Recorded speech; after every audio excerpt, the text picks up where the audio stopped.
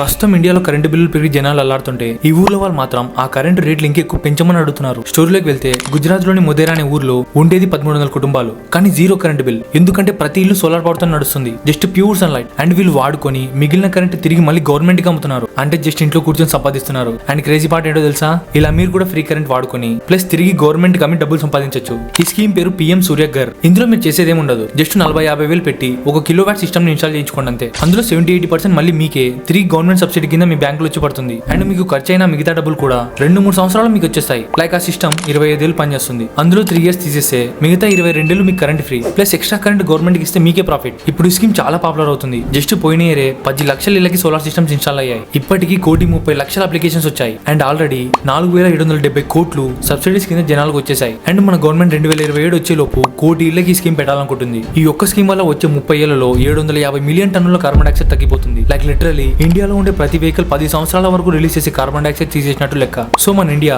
ఎలాంటి పొల్యూషన్ లేకుండా మొత్తం సోలార్ పవర్ తో నడిచేలా చేద్దాం అనుకుంటుంది. కాబట్టి మీకు కూడా నచ్చితే ఈ స్కీమ్ అప్లై చేసి సబ్సిడీ తీసుకుని డబ్బులు సంపాదించండి.